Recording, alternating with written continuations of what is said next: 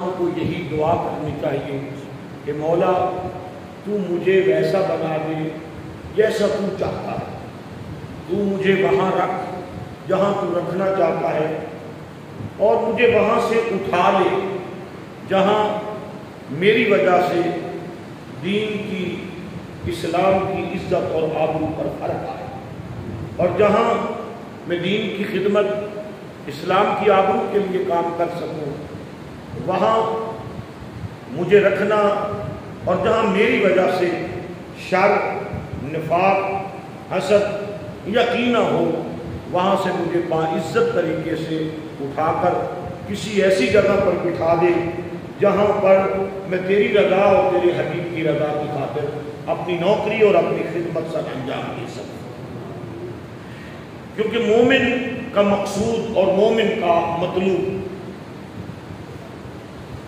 مومن کا جینا اور مومن کا مرنا وہ اللہ اور اللہ کی رضا کے لیے ہوتا ہے۔ ہمیں کبھی بھی کوئی ایسا بول نہیں بولنا چاہیے جس کی وجہ سے ہمارے آباء و اجداد، ہمارے مذہب اسلام اور حضور تاجدار مدینہ صلی اللہ علیہ وآلہ وسلم کی امت کے کردار پر کوئی ایسا حرف آئے یا کوئی ایسی انگلی اٹھے۔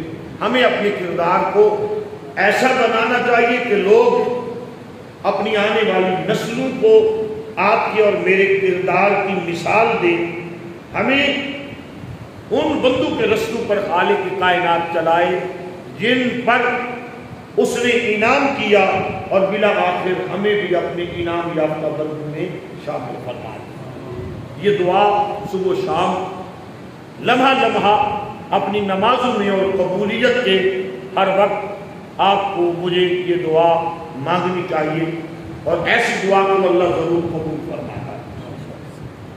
میں نے قرآن مجید فرقان حمید کا وہ مقام تلاوت کیا جس میں ایک باپ اور بیٹے دونوں کی رضا موجود ہے۔ بیٹے کی عمر کہیں 13 سال کے قریب ہے، اور باپ کی عمر کہیں ایک روایت میں 100 سال اور کہیں 100 سال سے بھی زیادہ ہے۔ یہ کتنی عجیب تاریخ ہے، جس تاریخ کو، یہ کتنی عجیب داستان ہے جس داستان کو، یہ کتنا عظیم واقعہ ہے جس واقعے کو ہر سال محمد الرسول اللہ صلی اللہ علیہ وآلہ وسلم کا کلمہ پڑھنے والا صاحب نصاب شخص دہراتا ہے۔ کوئی دیکھ رہا ہوتا ہے تو کوئی سن رہا ہوتا ہے، کوئی اس عمل کو بجا لا رہا ہوتا ہے۔ یہ عجیب تاریخ ہے اور تاریخ کا عجیب واقعہ ہے جس کی مثال عالم ادیان عالم میں نہیں ملتی، جس کی مثال ادیان عالم میں نہیں ملتی، کہ 80 سال کی عمر باپ کی ہے، بیٹے کے لیے صبح و شام دعائیں مانگی ہیں۔ 80 سال کی عمر میں اللہ کے عالم نے ایک بیٹا عطا کیا جو باپ کا لاڈ ہے، ماں کا پیار ہے۔ باپ کے بڑھاپے میں ایک جوانی کی نوید ہے، اور باپ کی نسل چلنے کے لیے ایک نسل کو قائم رکھنے کی اللہ کی طرف سے امید ہے۔ پھر اسی 80 سالہ یا 100 سالہ باپ جس کو بڑی دعاؤں اور مرادوں کے بعد اللہ کے دو عالم نے بیٹا عطا کیا، اسی باپ کو حکم دیا جاتا ہے کہ میری مرضی اسی میں ہے، جس طرح دیر سے تمہیں یہ بیٹا عطا کرنے میں میری مرضی تھی، اسی طرح اب میری مرضی اسی میں ہے کہ اپنے اس بیٹے کو اور اپنی اس پیاری بیوی کو لو مکہ کی بیاب و گیا وادی، جہاں کوئی فصل نہیں، جہاں پانی کی ابھی بوند کا نام و نشان نہیں، جہاں انسانیت کا بسیرا نہیں، وہاں پہاڑ ہیں یا وہاں مشیت الہی ہے، اپنی بیوی کو لیں اور اپنے بچے کو لیں، وہاں چھوڑ کر کے آ جائیں۔ تو اللہ کے دو عالم کے پاک پیغمبر حضرت ابراہیم خلیل اللہ علیہ السلام اپنے معصوم بیٹے کو لیتے ہیں، اپنی بیوی کو لیتے ہیں اور اس بیابوں کی آبادی کے اندر جا کے چھوڑ آتے ہیں۔ پھر باپ اگر تسلیم و رضا کا پیکر ہے، بیٹا بھی تسلیم و رضا کا پیکر ہے، اور پھر اس نبی کو جو اللہ رب العزت نے بیوی عطا کی، جو جناب اسماعیل علیہ السلام کی ماں بنی، اور جس کو یہ فخر بھی حاصل ہے کہ وہ نسل کے لحاظ سے محمد عربی کی ماؤں کے اندر شامل ہے، مصطفیٰ کریم کی جد کے اندر شامل ہے۔ وہ ماں کتنی استقامت والی ہے، صبر والی ہے، خدا پر توکل والی ہے، خدا پر بھروسے والی ہے، اور اللہ کی بارگاہ میں سر تسلیم خم کرنے والی ہے۔ جبکہ آپ جانتے ہیں عورت کا عزم کمزور ہوتا ہے، عورت کی فرمانبرداری کے اندر کمزوری آ جاتی ہے، تنہائی میں عورت کو وحشت ہوتی ہے، تنہا خاتون نہیں رہ سکتی۔ مگر دیکھیے تاریخ عالم نے دیکھا، چشم فلک نے دیکھا، جنت سے حور و غلمان نے دیکھا، جنت کے فرشتوں نے دیکھا، اور خالق کائنات کی نگاہ قدرت بھی دیکھ رہی تھی، جناب ابراہیم خلیل اللہ کی نگاہ نبوت و رسالت بھی دیکھ رہی تھی۔ جب اس بیوی کو چھوڑ کر ایک معصوم بچے کے ساتھ پانی کا ایک مشکیزہ، چند بھنے ہوئے چنے تھوڑے سے جو دے کر کے جناب ابراہیم علیہ السلام چند قدم آگے چلے ہیں، باتقاضۂ بشریت پیچھے مڑ کے دیکھتے ہیں، پیچھے مڑ کے دیکھتے ہیں تو زوجہ بھی آپ کو دیکھ رہی ہوتی ہے، معصوم بیٹے کی آنکھیں بھی آپ کی جانب لگی ہوتی ہیں، آپ کچھ بولنا چاہتے ہیں، مگر آپ کے بولنے سے پہلے اسماعیل علیہ السلام کی اماں، ابراہیم علیہ السلام کی بیوی، امام الانبیاء کی ماں بننے والی نسل کے لحاظ سے جناب ہاجرہ کہتی ہے، اے پیارے ابراہیم کچھ مت کہیے، تیرے کہنے سے پہلے میں سمجھ چکی ہوں، تیرے جیسی محبت کرنے والا، تیرے جیسی وفا کرنے والا، آپ جیسا خیال رکھنے والا، آپ جیسا لوگوں کے درد بانٹنے والا، لوگوں کی تنہائیاں دور کرنے والا، ہمیں ان پہاڑوں کے دامن میں کیسے تنہا چھوڑ سکتا ہے؟ ہاں اگر آج آپ چھوڑ کے جا رہے ہیں تو میں سمجھ رہی ہوں یہاں چھوڑنے میں اللہ کی حکمت بھی ہوگی، اللہ کا آپ کو حکم بھی ہوگا۔ جو حکم آپ کے سامنے ہے وہی حکم میرے سامنے ہے، جو حکمت تیرے سامنے ہے وہی حکمت میرے سامنے ہے۔ اگر اللہ ہمیں یہاں رکھنا چاہتا ہے تو میرا سر تسلیم خم ہے، مجھے یہاں چھوڑ کے چلے جائیں۔ جس نے یہاں رہنے کا حکم دیا ہے وہ خالق میری بھی حفاظت فرمائے گا، میرے بچے اسماعیل کی حفاظت فرمائے گا۔ اونچا کہیے سبحان اللہ۔ یہ استقامت ہے، یہ استقلال ہے، یہ صبر ہے، یہ مستقل مزاجی ہے، یہ ہمت ہے، یہ حوصلہ ہے، یہ استقامت ہے۔ جناب اسماعیل علیہ السلام کی ماں کی پھر دن گزرتے گئے، لمحات گزرتے گئے، پانی ختم ہوا، کھانا ختم ہوا، پرواہ نہیں ہے کہ اب کیا بنے گا، مگر تلاش جاری ہے۔ پرواہ نہیں ہے، توجہ ہے یا نہیں ہے آپ لوگوں کی؟ پرواہ نہیں ہے۔ میں رک کر بار بار آپ سے دہرانا نہیں چاہتا تاکہ آج عید سے پہلے میں آپ کو یہ موضوع مکمل کر کے دے دوں۔ پرواہ نہیں ہے کہ کھانا ختم ہو گیا مگر تلاش ہے، پرواہ نہیں ہے پانی ختم ہو گیا مگر تلاش ہے۔ اماں جی حضرت ہاجرہ سلام اللہ علیہا آپ کی سیرت، آپ کا کردار، آپ کی جستجو، پانی کی تلاش بتا رہی ہے کہ اللہ پہ یقین رکھو مگر اپنے رزق کی تلاش کے لیے نکل۔ اللہ پر یقین رکھو مگر رزق کی تلاش کے لیے نکل پڑو۔ کبھی صفا پہ، کبھی مروہ پہ، توجہ ہے یا نہیں ہے؟ کبھی صفا پہ، کبھی مروہ پہ، کبھی صفا پہ، کبھی مروہ پہ، کبھی پیچھے ہٹ کے دیکھتی ہیں کہ میرا بیٹا تنہا ہے، دائیں بھی پہاڑ، بائیں بھی پہاڑ، آگے بھی پہاڑ، پیچھے بھی پہاڑ، کوئی اور تو ہے نہیں میرے بچے کو بہلانے والا، میرے بچے کو اٹھا کر لوریاں دینے والا۔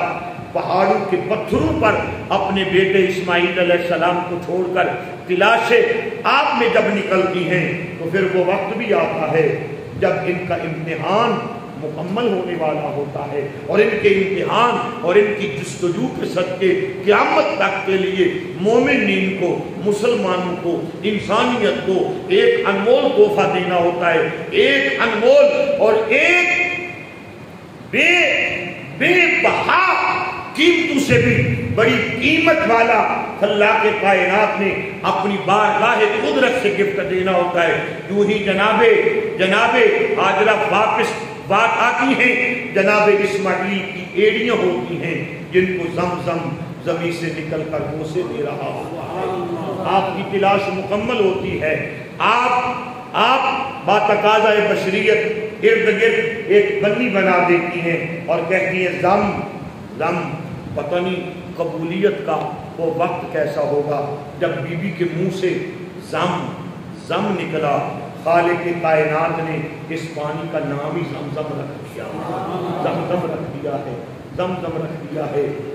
طبیعت و طبیعت والے کہتے ہیں، سائنس والے کہتے ہیں، پانی کے اپنی ماہیت میں، پانی کی اپنی شکل میں، پانی کے اپنے اوصاف میں پانی کے وصف ہوتے ہیں، پانی اپنے وصف کے لحاظ سے، پانی اپنی پاکیزگی کے لحاظ سے، پانی اپنی شکل کے لحاظ سے، پانی اپنی ماہیت کے لحاظ سے، اپنے جسم کے لحاظ سے کچھ وقت کے بعد اس کی ماہیت تبدیل ہو جاتی ہے، اس کے وصف تبدیل ہو جاتے ہیں۔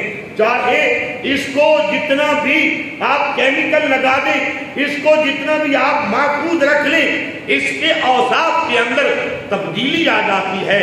روح زمین کا پانی شرق سے لے کر غرب تک کچھ وقفے کے بعد، مہینوں کے بعد اس کے اوصاف کے اندر تبدیلی آ جاتی ہے، مگر زمزم کے اندر تبدیلی نہیں آتی۔ کیوں کہ یہ ایک نبی کی بیوی کی تلاش سے ملا ہے اور دوسرے نبی کے قدموں کے بوسے سے ملا ہے، اس لیے اس کے اندر تبدیلی نہیں آتی۔ پانی فقط پیاس بجھاتا ہے، کبھی کوئی پانی بھوک نہیں مٹاتا، مگر زمزم کا یہ پانی ایسا پانی ہے جو پیاس کے ساتھ ساتھ بھوک بھی مٹاتا ہے۔ ہر پانی کے اندر اللہ کے دو عالم نے شفا نہیں رکھی ہے، یہ پانی وہ ہے جس کے اندر اللہ نے شفا بھی رکھی ہے۔ آئیے میں تمہیں ایک عقیدے کی بات بتاتا ہوں، یہ زمزم کا پانی آب شفا بھی ہے۔ کیا مطلب؟ ارے بڑے سے بڑا بیمار توکل کے ساتھ، سبحان اللہ، بڑے سے بڑا بیمار توکل کے ساتھ، بڑے سے بھی بڑا بیمار یقین کے ساتھ، بڑے سے بڑا بیمار استقامت کے ساتھ اس پانی کو پیے۔ حضور کا یہ فرمان یاد رکھے کہ اللہ نے زمزم کے اندر شفا رکھی ہے۔ اللہ کے کائنات پہلی بار ہی پینے سے شفا کے دروازے کھول دیتا ہے، اللہ کے عالم صحت عطا فرما دیتا ہے۔ سنیے گا عقیدے کے انمول موتی لے جائیے گا۔ آج کی گفتگو کے اندر اگر زمزم کا پانی جو جناب اسماعیل کے قدموں کو چھو کر نکلے، یہ اتنا مشکل کشا ہے کہ بیماریاں ہٹا دیتا ہے۔ میں سمجھا نہیں سکا آپ لوگوں کو، یہ اتنا مشکل کشا ہے کہ بیماریاں ہٹا دیتا ہے، حاجات پوری کر دیتا ہے، بھوک کو دور کر دیتا ہے۔ یہ تو نبیوں کے قدموں کو بوسہ دینے والے پانی کے اندر اللہ نے قوت رکھی ہے، خود نبی کے سینے کے اندر اللہ نے کتنی قوت رکھی ہے، خود مصطفیٰ کی زبان کے اندر اللہ نے کتنی قوت رکھی ہوگی، خود انبیاء کرام کو خلاق دو عالم نے کتنے تصرفات دیے ہوئے۔ اور سنیے گا، پھر آج کل دن گزرتے گئے، ہفتے گزرتے گئے، مہینے گزرتے گئے، سال گزرتے گئے، ایک مرتبہ وہی جناب ابراہیم علیہ السلام واپس لوٹے، بیٹے کو جوان پایا۔ قرآن کہتا ہے فلما بالغ معه السعي قال یا بنی انی ارا فی المنام، بیٹے کو جوان پایا، بیٹا جوان ہے۔ فلما بالغ معه السعي، اب بیٹا باپ کے ساتھ کام کروا سکتا ہے، باپ کے ساتھ دوڑ سکتا ہے، باپ کے ساتھ کوشش کر سکتا ہے، باپ کے ساتھ جدوجہد کر سکتا ہے۔ سمجھ رہے ہیں قرآن کا اسلوب، قرآن کا انداز بیان، قرآن کا آپ سے خطاب کرنے کا انداز، کہ جب بیٹا معصوم ہوتا ہے پیارا تو پھر بھی ہوتا ہے، بیٹا تو پھر بھی قیمتی ہوتا ہے، پھر جب جوان آ جائے، اس کی جوانی آ جائے، اس کے سینے میں تمہیں اپنی جوانی نظر آئے، اس کے بازو میں تمہیں اپنے بازو کی قوت نظر آئے۔ اب جناب اسماعیل انداز کے لحاظ سے، جوانی کے لحاظ سے اس مرحلے میں داخل ہو چکے ہیں کہ باپ کا ہاتھ بٹانے کے قابل ہیں، باپ کے ساتھ میدان تبلیغ میں چلنے کے قابل ہیں، باپ کے ساتھ باپ کی امت کو سنبھالنے کے انداز میں قابل ہیں، مگر باپ کس لیے واپس لوٹے ہیں؟ ہاتھ میں چھری ہے، سامنے بیٹا ہے، بیٹے سے کہتے ہیں بیٹے انی ارا فی المنام انی اذبحک، بیٹے میں نے خواب دیکھا ہے کہ میں تمہیں ذبح کر رہا ہوں، اب تیری خواہش کیا ہے، اب تیری مرضی کیا ہے؟ ارے نوجوانوں، جوانی میں کسی کا ذبح ہونے کو دل کرتا ہے، جوانی میں کسی کا بیمار ہونے کو دل کرتا ہے، ارے جوانی میں تمہارا کبھی مرنے کا دل کرتا ہے۔ اللہ سب کو لمبی زندگیاں عطا فرمائے، آپ کو اپنے والدین کا جوبن بنائے، آپ کو اپنے والدین کا سہارا بنائے، ہر شر سے، ہر فساد، ہر نفاق سے اللہ آپ کو محفوظ رکھے، میری دعا ہے۔ مگر مثلاً میں کہہ رہا ہوں جوانوں کا جوانی میں مرنے کا دل تو نہیں چاہتا، مگر یہ ایسا جوان ہے جو سر تسلیم ہم کرنا چاہتا ہے اور باپ کے ہاتھ سے ذبح ہونا چاہتا ہے۔ توجہ ہے یا نہیں ہے؟ اور باپ کے ہاتھ سے ہی ذبح ہونا چاہتا ہے۔ باپ کہتے خواب آیا ہے، بیٹے نے سر جھکایا ہے، کہتے یا ابت افعل ما تؤمر ستجدنی انشاءاللہ من الصابرین۔ ابا جی نبی تو ہوتے ہی صابر ہے، بچ جائیں تب بھی صبر، کٹ جائیں تب بھی صبر، کبھی آروں کے ساتھ چیر دیا جائے تب بھی صبر، کبھی پتھر مار مار کے لہو لہان کر دیا جائے تب بھی صبر، کبھی رستے پر کنویں کھودے جائیں تب بھی صبر، کبھی رستے بند کر دیے جائیں تب بھی صبر، کبھی شیب ابی طالب میں قید کر دیا جائے نبیوں کو تب بھی صبر۔ نبیوں کی جماعت تو صابرین کی جماعت، اونچا سبحان اللہ کہے میں کیا کہنا، سبحان اللہ کہے میں کیا کہنا چاہتا ہوں، سبحان اللہ کہے میں کیا کہنا چاہتا ہوں۔ چند دنوں کی زندگی ہے، چند دنوں کی ملاقاتیں ہیں، نبیوں کی جماعت تو صابرین کی جماعت ہے، ہر قدم پہ صبر کیا، ہر قدم پہ صبر کیا۔ ستانے والے بڑے تھے، سینے لگانے والے بہت کم تھے، سینے لگانے والے بہت کم تھے، پتھر مارنے والے بہت زیادہ تھے، مگر استقامت اور صبر کا یہ انداز رہا ہے نبیوں کا۔ کبھی درخت کے اندر گئے تو آرے سے چیر دیا، کبھی مچھلی کے پیٹ میں گئے واویلا نہیں مچایا، کہا مولا یہاں رکھنا چاہتا ہے پھر بھی تیری مرضی ہے، وہاں رکھنا چاہتا ہے پھر بھی تیری مرضی ہے، ہم تو تیری مرضی کے تابع ہیں، ہم تو تیری رضا کے تابع ہیں۔ یہ انبیاء کی صورت ہے، یہ انبیاء کی سیرت ہے، یہ انبیاء کا کردار ہے، اور تمہیں اور مجھے کیا کرنا ہے؟ انبیاء کے کردار پر ہمیں چلنا ہے، ان کی سیرت پر ہمیں چلنا ہے، ان کے انداز کو ہمیں اپنانا ہے، ان کی سنت کو ہمیں اپنانا ہے۔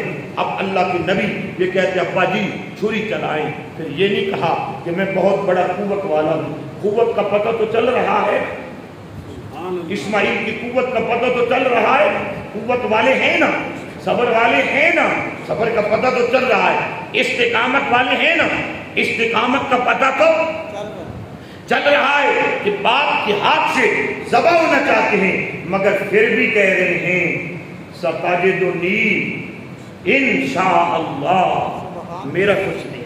سبحان اللہ، سبحان اللہ، آپ سمجھے تو صحیح، سمجھے تو صحیح، خدا واسطے میری بات کو سمجھ لیں۔ پھر بھی کہہ رہے ہیں ستجدنی انشاءاللہ، اگر میرے اللہ نے چاہا، میں تو کٹوانا چاہتا ہوں، پھر بھی اگر میرے اللہ نے چاہا تو، میں تو سر تسلیم خم کرنا چاہتا ہوں، پھر بھی میرے اللہ نے چاہا تو۔ ابا جی آپ کو باندھنے کی ضرورت نہیں ہے، میں تو آپ کے سامنے لیٹنا چاہتا ہوں، اپنی گردن پہ چھری رکھوانا چاہتا ہوں، چلوانا چاہتا ہوں، پھر بھی اگر اللہ نے چاہا میں سمجھا نہیں سکا. اب میری طرف دیکھیے گا, میں تو پھر بھی گردن کٹانا چاہتا ہوں. اگر اللہ نے چاہا تو من الصابرین, آپ مجھے صبر کرنے والوں میں پائیں گے, صبر کرنے والوں میں پائیں گے, صبر کرنے والوں میں پائیں گے, صبر کرنے والوں میں پائیں گے. میں آپ کو کچھ سمجھانا چاہتا ہوں, صبر کرنے والوں میں پائیں گے. ایک ہی ہے بہت بڑا صبر کرنے والا, گردن کٹا کر صبر کرنے والا. یہ نہیں کہا کہ مجھے صبر کرنے والا پائیں گے. خدا واسطے سمجھے, خدا واسطے سمجھے, یہ نہیں کہا مجھے صبر کرنے والا پائیں گے. گردن کٹے گی, صبر تو اسماعیل نے کرنا ہے. قاری صاحب یہ کیوں نہیں کہا مجھے صبر کرنے والا پائیں گے, کہا مجھے صبر کرنے والوں میں پائیں گے. نبی ہو کر کہتے ہیں کہ مجھے صبر کرنے والوں میں پائیں گے. اگر کہتے ہیں مجھے صبر کرنے والا پایا تو کہتے ہیں کہیں غرور نہ آ جائے, اور غرور کرنا نبیوں کا شیوا نہیں ہے. غرور کرنا تو جاہل لوگوں کا شیوا ہے. نبی تو عاقل ہوتے ہیں, نبی تو عالم ہوتے ہیں. نبی غرور کرتے ہیں وہ جو نافرمان ہوتے ہیں. ابا واستکبر وکان من الکافرین, یہ غرور کرنا کفار کا شیوا ہے, اور عاجزی اور انکساری کرنا انبیاء کا شیوا ہے. سبحان اللہ تو کہنا آپ کو, سبحان اللہ تو کہنا آپ کو, تب کہنا ہے سبحان اللہ. اللہ اکبر. کہا من الصابرین, اللہ نے چاہا تو آپ مجھے ابا جی صبر کرنے والوں میں پائیں گے. گردن بھی کٹا رہے ہیں, پھر بھی کہہ رہے ہیں اللہ نے چاہا تو. سبحان اللہ, سبحان اللہ, سبحان اللہ. گردن بھی کٹا رہے ہیں, پھر بھی کہہ رہے ہیں اللہ نے چاہا تو. چھری بھی چلوا رہے ہیں, پھر بھی کہہ رہے ہیں اللہ نے چاہا تو. اللہ نے چاہا تو آپ مجھے صبر کرنے والوں میں پائیں گے, صبر کرنے والوں میں پائیں گے. باپ کہتے ہیں بیٹے اگر تو اتنا بڑا صابر ہے تو میں بھی تو تیرا ابا ہی ہوں. سبحان اللہ, سبحان اللہ. ابا ہی ہوں نا. پھر چھری کو چلا دیا. اس کو میں کبھی طوالت میں نہیں لے جاتا, پھر چھری کو چلا دیا. چھری چلی یا نہیں چلی؟ جب پہلی مرتبہ نہیں چلی تیز کی, دوسری مرتبہ نہیں چلی تیز کی, تیسری مرتبہ کا چھری. آج تک تو ابراہیم کے امتحان کے رستے میں جبریل بھی نہیں آ سکا. تو ہے کیا ہے؟ سبحان اللہ, سبحان اللہ, سمجھا نہیں سکا. سبحان اللہ, سبحان اللہ, سمجھا کرے میری بات کو. سبحان اللہ. ہمارے مرنے کے بعد آپ نے سمجھا تو کیا سمجھا؟ موت حق ہے نا, کسی کو بھی آ سکتی ہے. کہا ارے چھری میرے امتحان کے رستے میں تو کبھی جبریل نہیں آ سکا. یہ میں نے کیوں کہا ہے؟ پتہ ہے آپ کو میں نے کیوں کہا؟ پتہ ہے میں نے آپ کو کیوں کہا؟ پتہ ہے کیوں کہا میں نے؟ اس لیے کہا ہے وہ جوانی کا وقت جب جناب ابراہیم علیہ السلام کے چہرے پہ جوانی کا شباب تھا. نبوت کا شباب تو ہر وقت ہوتا ہے, جوانی کا شباب تھا, جوانی کا شباب تھا. پھر کیا تھا؟ آگ جلی تھی پورے ایک سال, سالوں سال آگ جلی تھی, اور کہا تھا اب آگ میں جانا ہے, آگ میں جانا ہے. جبریل آ گئے تھے. کوئی اور خواہش ہے رب کو سنیا دوں کہ آپ آگ میں جا رہے ہیں؟ نبی نے کہا اے جبریل پیچھے ہٹ جاؤ, ذرا رستے سے ہٹو, رستے سے ہٹو, مجھے جانے دو, مجھے جانے دو. کہا میں وہاں جا سکتا ہوں, جا کوئی نہیں جا سکتا, میں تیری بات پہنچاتا ہوں. کہا میرے رب اور میرے درمیان فاصلے نہیں ہیں, میں یہاں سے پہنچاؤں تو پہنچا سکتا ہوں, مگر نہیں کچھ مانگنا ہی نہیں. کیا کہہ رہا ہوں, کیا کہہ رہا ہوں, کیا کہہ رہا ہوں کسووال والے, کسووال شریف والوں میں آپ سے. کہا مجھے مانگنا ہی نہیں ہے آج, مجھے مانگنا ہی نہیں ہے آج. مانگنا کوئی جرم ہے؟ بولے بولے. دعا مانگنا کوئی جرم ہے؟ آگ سے بچنا کوئی جرم ہے؟ بولتے نہیں, جرم نہیں ہے. مگر نبی کہتے ہیں میں نے دعا مانگنی نہیں ہے, جانا ہے, جانا ہے. کہا کیوں؟ کہا وہ جو بھیجنا چاہتا ہے. سبحان اللہ, سبحان اللہ. وہ بھیجنا چاہتا ہے. ظاہراً دنیا کو کیا پتا چلا؟ آگ ہے, مشکل ہے, انگاری ہے, جلنے والی ہے, جلانے والی ہے, پر نبی نگاہ نبوت دیکھ رہی ہے اے دنیا والوں, جو آگ میں مجھے پھینکوا سکتا ہے وہ آگ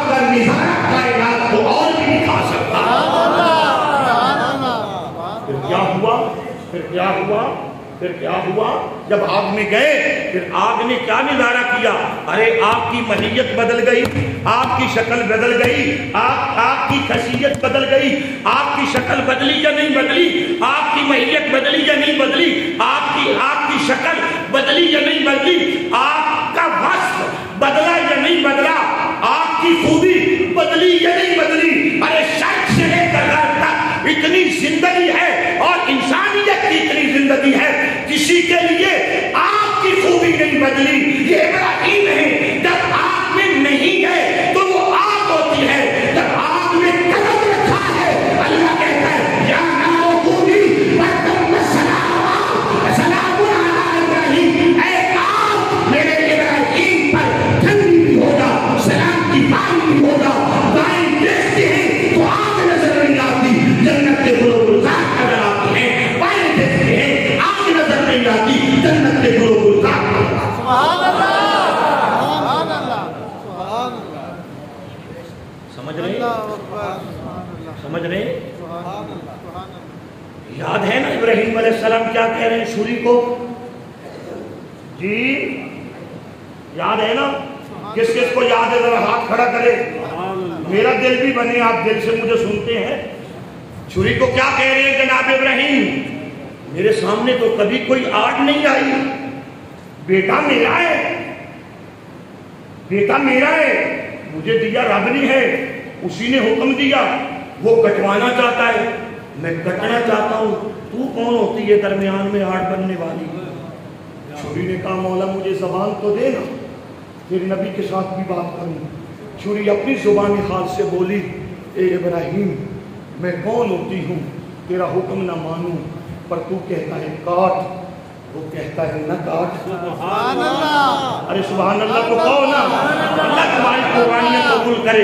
اتنا دل سے سبحان اللہ کو کہ آج کے دن اگلے سال آپ عرفات میں بیٹھے، سبحان اللہ، آپ حج کا خطبہ سن رہے ہیں، میں آپ کو دعا دیتا ہوں کہ آج کے دن آپ اگلے سال میری تقریر نہ سن رہے ہوں، امام کعبہ کا خطبہ سن رہے ہوں۔ اتنی دعا تو میں آپ کو دے سکتا ہوں نا، اتنی دعا تو میں آپ کو دے سکتا ہوں نا، قبول تو وہ کرنے والا ہے۔ توجہ ہے یا نہیں ہے؟ کہ تو کون ہوتی ہے؟ کہتی میں کون ہوتی ہوں؟ وہ کہتا ہے نہ کاٹ۔ ابراہیم تو کہتا ہے کاٹ، کیا کروں کیا کروں کیا کروں؟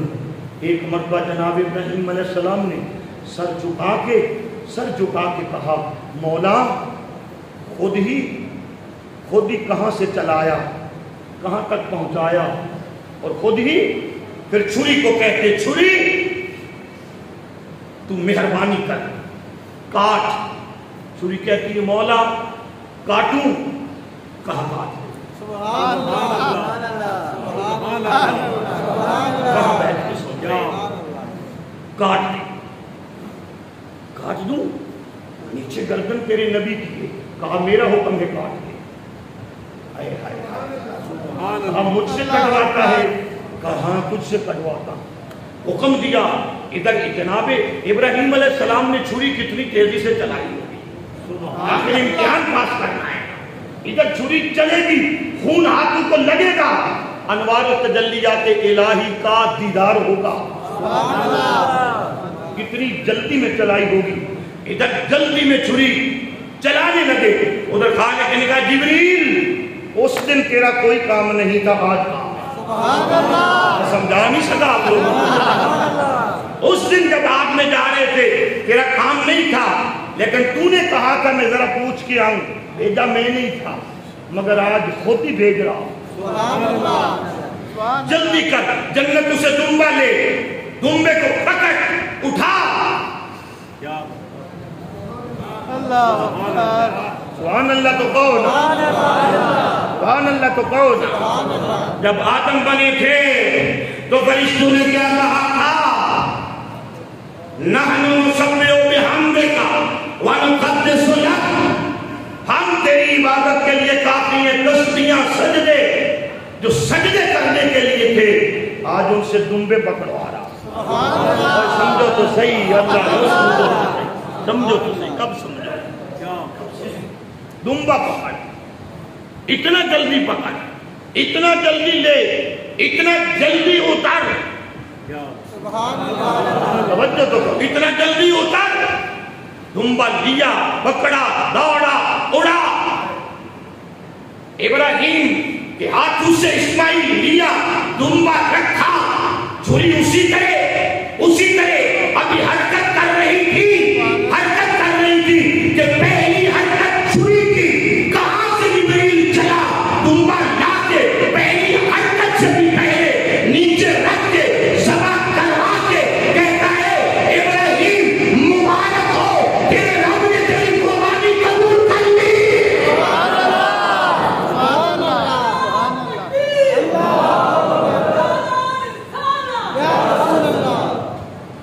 وجہ ہے یہ نہیں ہے، وجہ ہے یہ نہیں، تیرے رب نے تیری قربانی قبول کر لی۔ مجھے آج مطالعہ کرتے ہوئے جب میں نے یہ آپ کے لیے تقریر تیار کی، مجھے آج پتہ چلا، پہلے میرے ذہن میں نہیں آتا تھا کہ جناب ابراہیم نے آنکھوں پر پٹی کیوں باندھی۔ میں کہتا تھا یہ مفسرین نے ایسے کیوں لکھا ہے، مگر اللہ کی عزت کی قسم آج سمجھ آئی کہ ابراہیم نے آنکھوں پر پٹی کیوں باندھی۔ اگر پٹی نہ باندھتے تو اے جبریل دمبا نیچے کیسے رکھتے، چھری دمبے کی گردن پہ کیسے؟ سبحان اللہ، سبحان اللہ،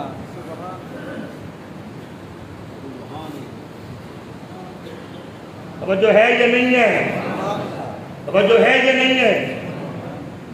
پھر گردن کٹی، ہاتھوں کو خون لگے، جبریل نے خود پٹی کھولی، جبریل نے خود پٹی کھولی۔ تو پھر جب پٹی کھولی تو مسکراہٹیں کتنی ملی، توجہ ہے یہ نہیں ہے۔ کہاں بیٹھے ہیں آپ لوگ؟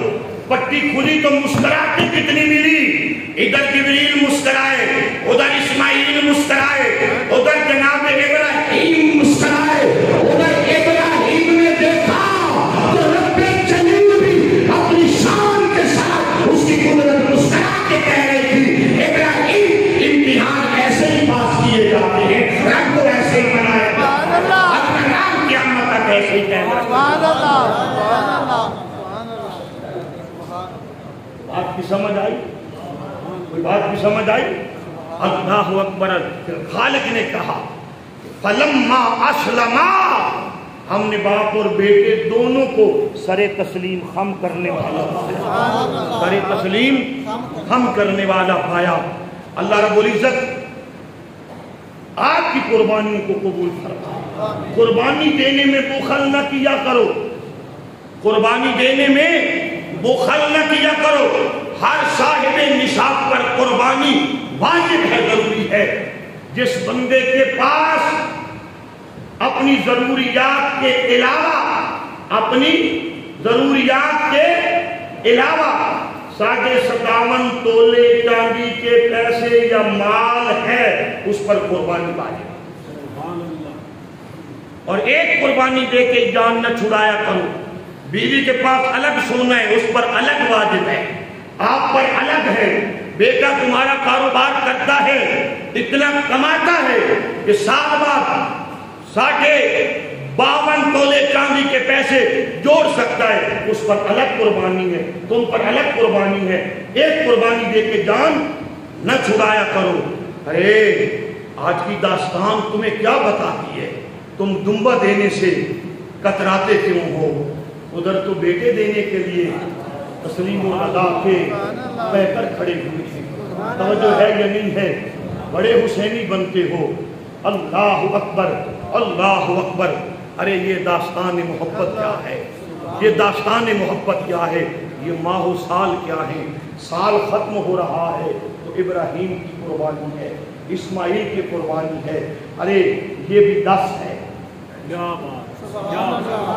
ارے یہ بھی 10 ہے، یہ بھی 10 ہے۔ سال ختم ہو رہا ہے، اسماعیل کی قربانی ہے، یہ بھی 10 ہے۔ پھر خالق نے کہا اس 10 کو نہیں لوں گا، اس 10 کو نہیں لوں گا، اس کے بدلے میں ذبح عظیم ہوگا۔ ذبح کیا دمبا ذبح عظیم ہے؟ نہیں، اس 10 کو جو قربانی اختتام سال کا قربانی ہے، ادھر ابتدائے محرم سے جب محرم کی 10 آتی ہے پھر بھی قربانی ہے۔ وہ جو قربانی بیٹا ذبح ہوتا ہوا عالمی فلک نے نہیں دیکھا، چشمے فلک نے نہیں دیکھا تھا، بیٹا ذبح ہوتا ہوا حور علمان نے نہیں دیکھا تھا، بیٹے ذبح ہوتے ہوئے جناب جبریل و میکائیل نے نہیں دیکھے تھے۔ کہا تمہیں دکھاؤں گا کوئی صابرین کا سردار ہوگا جو بیٹے صبر کراتا جائے گا، اٹھاتا جائے گا، اٹھاتا جائے گا، ایک نہیں کبھی اکبر اٹھائے، کبھی اصغر اٹھائے، کبھی محمد عمر اٹھائے، کبھی قاسم اٹھائے، اور کبھی خود آئے چل کے جب آخری قربانی ہے مولا یہ بھی دے دے۔ اب بتا کہ جو اس کا دعویٰ کیا تھا اس میں حسین کہاں پایا؟